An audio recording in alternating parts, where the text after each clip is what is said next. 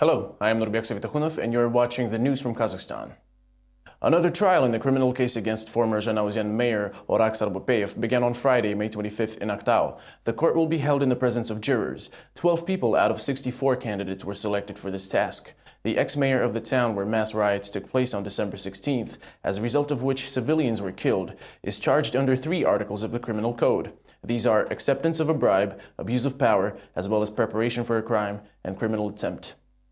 According to the investigation, Sarbopeyev is involved in misappropriation of assets allocated for the development of the city in the amount of $1.2 million through Janishar and Jarylkhaov public funds. The former first deputy governor of the region, Amangeli Aytkhulov, who was in charge of social development in Zhanaozen, is also involved in the misappropriation of assets. The investigation proved the affiliation of a local construction company with a district official who instructed Orak Sarbopeyev to take this into account when holding the bidding for a construction of a 200-unit apartment block. The hearing began with the questioning of witnesses. There are 17 of them registered for the trial. On Friday, May 25th, the judge summoned brothers Sidikovs, who are representing the Ozen Kurulus company responsible for the apartment block construction. The entrepreneurs testified about the amount of bribes received by Orak Sarbopeyev. All the defendant denied everything. The trial is in an open court, but the judge, Ruslan Tusmanbetov, still banned reporters from using audio and video equipment.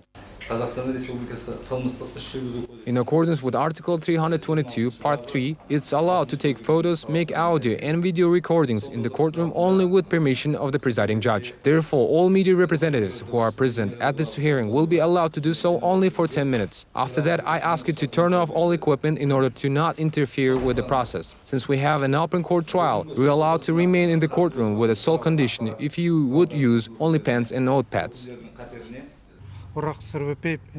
The court will determine whether Orak Sarbopeyev is guilty or not. But it seems to me that he was the victim of senior officials in Astana. Maybe he was the first fairly large victim at the local level, just like Temirov. In any case, it looks like this is all part of the bigger game of those who are trying to take the attention away from the key events in Zhanaozen. Also on Friday in Aktau, the debates ended at the trial of police officers accused of abuse of office with the use of weapons during the December riots in Zhanaozen. The judge Adil Sultani left the sentencing date in doubt. The victim's lawyer Abzal Kuspanov believes this may be possibly done on purpose so that the victims do not attend the announcement. The victims are outraged. Apparently, the judge is afraid that the victims will cause a stir if defendants receive a lesser term of imprisonment than provided for in the article. On Thursday, the prosecution requested various prison terms and confiscation of property for the defendants: 9 years for Tigaliyev, 8 years for Zholdubayev, Bagdabayev and Bakhtkalyuli, and 7 years for Yezbergenov. Defendants completely denied their guilt, explaining that they acted within the law and asked the court to render a fair verdict. The victims also did not agree with prosecution's request. Families of the killed residents believe that police officers involved should be sentenced for no less than 10 years. Mother of Rakhat Kusherov, the minor who was killed by a police stray bullet, said the court was not impartial. This court was not impartial. I believe so, and many others do as well. I'm personally dissatisfied. I'm confident that this trial will be resumed in future. During the trial, the policemen accused of exceeding their authority initially did not reply neither to attorneys nor prosecutors' questions on who gave the order to open fire in Zhanaozen. However, later they testified that the squad was following the orders from at least 3 people: Kabulov, the former head of the Mangistau regional DIA, Kozhaev, the deputy head of Zhanaozen DIA, and Multikov, the deputy head of Aktau DIA. It should be noted that right after they were fired, Kabulov and Kozhaev were transferred to the capital, where each of them were assigned new positions. One was appointed the deputy minister of internal affairs, another became the head of the Interior Ministry Department.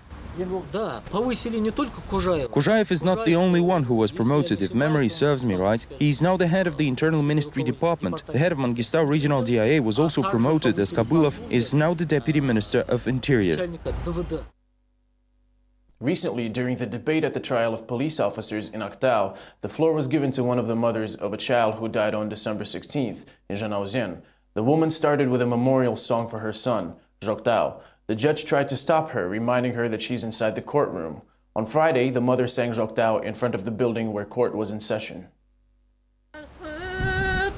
Breastfed with white milk, you left this world, my boy, left like Shahid, my foal, my dear, bright foal, who couldn't yet tell black from white, who shed the blood of my foal, who sucked out the blood of my little boy.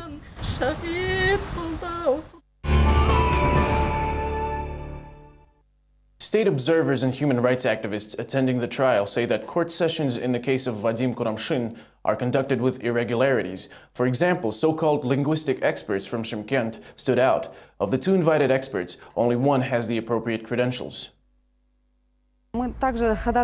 We have placed a petition to hold a re-examination. At the last hearing, we interviewed both of the experts. One of them turned out to be an Orientalist for some reason and couldn't answer our questions. He got lost in his own testimonies. Both of them presented contradictory results of the examination. Observers say new details of the case falsification emerged during each hearing. The police footage of detaining the accused is one such example. The video appears to be fabricated. They have footage of Vadim's arrest and search, when all of his belongings are taken out of his pockets and placed on a chair. The keys to Vadim's car are clearly seen, among other things, in one shot. But then there's a cut for some reason, and the keys are gone.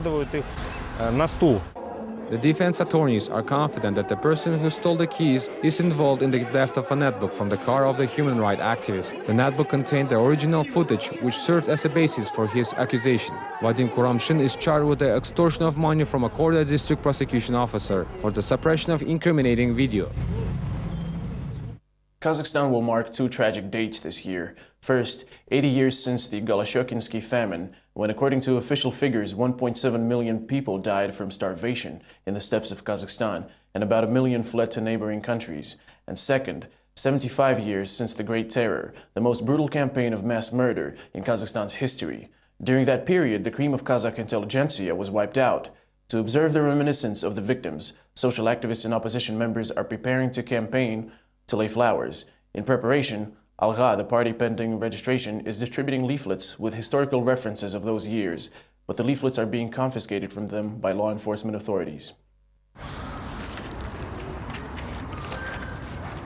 Members of Alga were detained, their leaflets seized, but no protocols drafted. Slemyar Taufikov, the legal expert of Alga party pending registration, was invited to one of the Almaty police stations. He was expected to retrieve the previously confiscated leaflets and pick up the protocol. However, it turned out that the results of the material examination were not ready yet. Moreover, the lawyer was told he could get the official record of the incident only later. The person on duty wouldn't even introduce himself to Taufikov and refused to communicate with the press.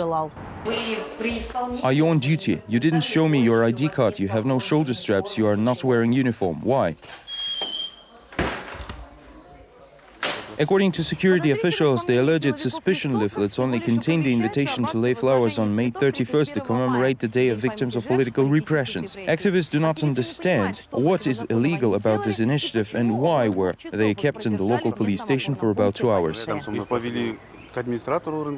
They were taken to Borys Market administration and I arrived there immediately. I asked what is the reason for their detainment and he told me that he had nothing to do with this. Apparently they received orders from the DIA and prosecutor's office in Almaty.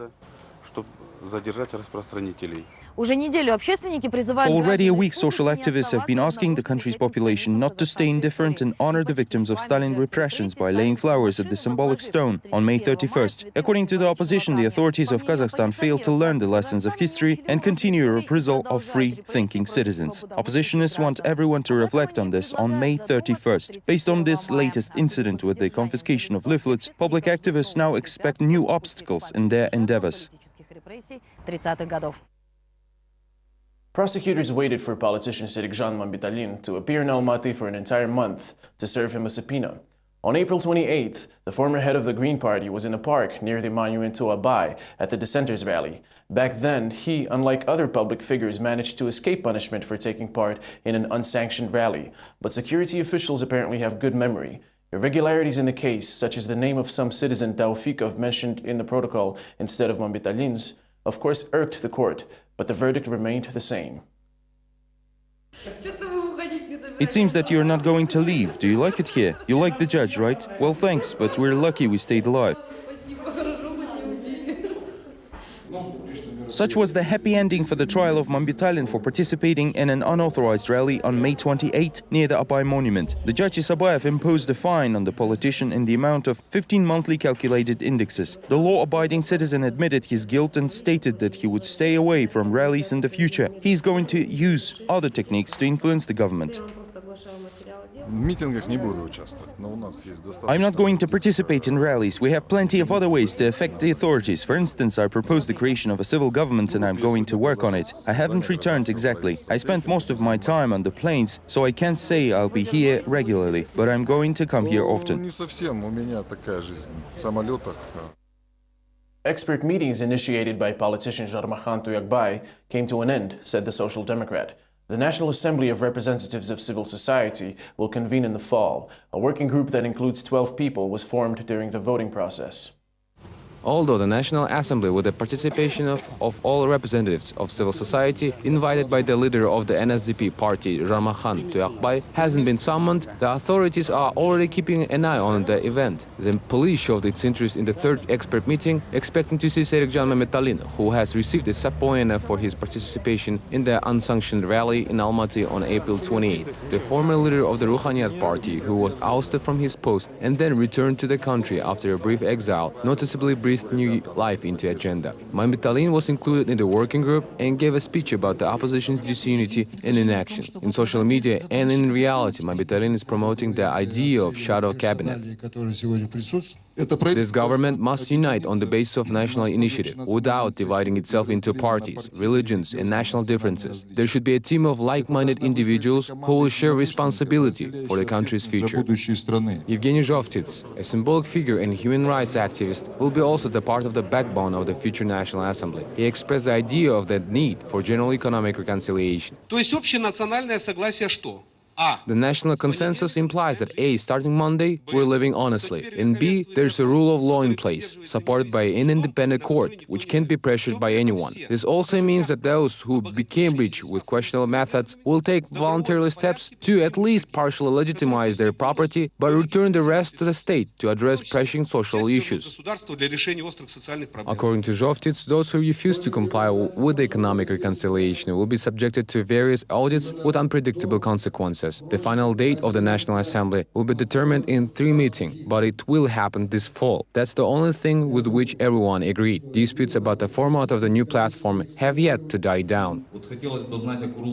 Here's what I would like to know about the National Assembly, as we have discussed it the third time. What organizational model will the National Assembly have? How will it work? How the communication will be built? Will it be a one-time event, or will it be a kind of constantly functioning platform, some sort of civil framework? I mean, is it a political project or a civil one? 3 months ago, the initiator of the meeting, the Social Democrat Jarmakhan Tuyakbay, stated that the National Assembly is not a party project. Meanwhile, some analysts have speculated that such a debate is nothing but an attempt to formulate the future ideological platform for the only legitimate opposition organization. The working group will need to find out what really stands behind the idea. Currently, its members include politicians, human rights activists, political analysts, and media representatives. To be or not to be humane, these two contradictory opinions were voiced on Friday, May 25th. On the one hand, Ministry of Justice officials reported that people who commit economic crimes will receive a more loyal treatment.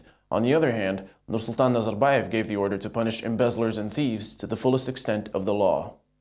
Kazakhstan authorities plan to soften the punishment for financial and economic crimes. The legislators are proposing to transfer a range of articles from the criminal code to the list of administrative offenses. Those caught engaged in illegal business and banking activities can breathe in relief, since these crimes will no longer be punishable by prison terms. Nevertheless, some MPs have no mercy for the creators of financial pyramids. The legislators need to find out only one thing: how to distinguish such dubious activities from others.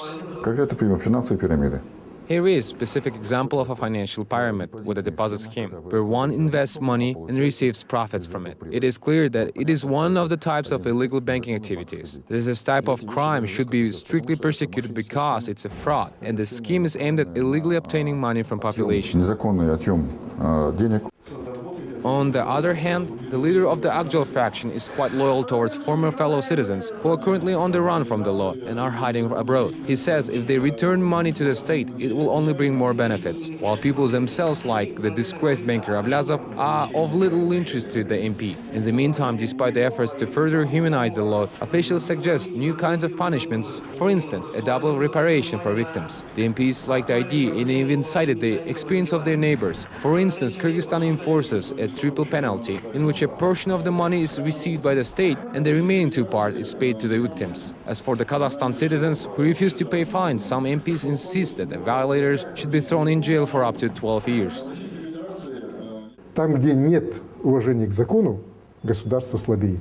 We see that when there is no respect for the law, the state gets weaker. Until recently, we have noticed that many do not comply with court orders. If, for example, the court gave the convicted an opportunity to compensate the damages that he inflicted by paying fines, but it doesn't happen, then the person must bear the appropriate jail penalty. Соответствующие наказания, места лишения свободы.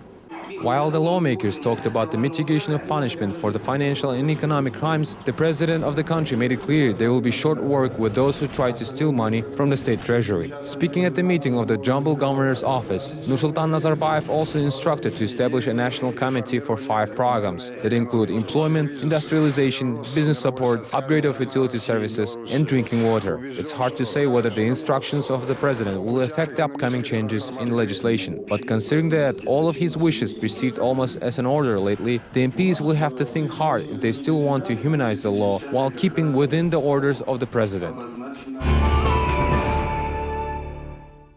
The system of quotas for medical treatment was discussed at the Institute of Political Decisions this week. Social activists and bloggers conducted emotional debates with officials from the Ministry of Health. Officials claim there are no problems with quotas for treatment abroad. However, living examples speak to the contrary. At 2.5 months, Tamiris was given a vaccination shot, after which she got sick and fell into a coma. Local doctors admit they could not do anything and suggested to start disability paperwork. The parents refused. They found a hospital in China where doctors promised the girl would walk and the treatment was indeed successful. However, the money ran out quickly, and after the parents requested a quota, the health ministry allocated $50,000 and sent the girl to Israel. Почти месяц мы возились с этой квотой. То говорят, они министерство сказали. It took almost a month for us to get that quota. The health ministry said they had transferred the money and gave us a phone number. When we called, it turned out it was not a hospital, but a tour agency. They transferred the money through a middleman. MBI называется. Лишние люди, оказывается, приглашали. In Israel, doctors were administering tests without any treatment for a week. It became apparent the health ministry sent the child abroad at random. As this specific hospital does not specialize in Tomir's illness, the girl was tested for epilepsy while she had been suffering from brain edema. Я об этом I asked Dr. Hyman why he invited us, since he's a neurologist and has no treatment or rehabilitation capacities for our case. And he told me this was the first time he heard about this, since they never invited us, and it was done by some intermediary. Мы вас не приглашали. Это MBI устроил вас сюда.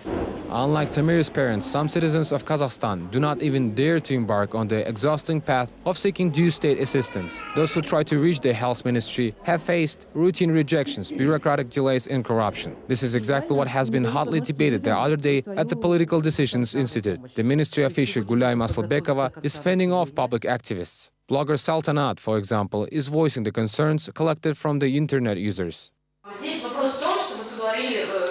You are saying that there is some system and deadlines. However, these people do not have any time. The system sometimes comes too late.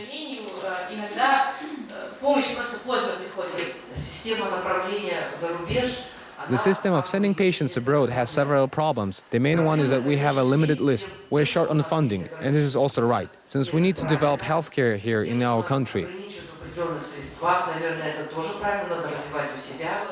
Arujan Sain is a reluctant expert. Her experience of organization and participation in charitable projects makes her believe that the quota allocation system works poorly due to a human factor. No one explains to the parents of a sick child how to get money for treatment. Doctors themselves are sometimes trying to be on the safe side and do not even mention this option because they don't want to be blamed by their superiors. Inquiry why the region has so many requests for the state funds. Основные моменты по квоте все равно лежат на плечах родителей. So all these issues fall on the parents' shoulders, not the regional health departments or doctors who work in these hospitals, but the parents who have to go through all the cycles of health, while it should be vice versa. Moreover, the parents have to find doctors, hospitals, and suggest them. Они ищут и клиники сами, которые могут эффективно. The state is regularly trying to simplify the process of quota allocation for medical treatment abroad, but it must become absolutely transparent, the roundtable participants concluded. The invited official, Gulay Masalbekova, promised to look into the case of the 5-year-old Tamiris, who actually had been given a wasted quota. In August, the girl's parents will take their daughter to Urumqi, China, at their own expense and with money from private sponsors. Tamiris' family is not going to wait for the officials to sort out their own responsibilities. Understandably, they have no time or will to do so. And finally, with the last bell that rang in Kazakh schools on Friday, 164,000 students completed their high school education. Officials, teachers, parents, and students of junior classes addressed the alumni with words of encouragement. Most of the high school graduates have the unified national test ahead of them, but some will manage to escape from it.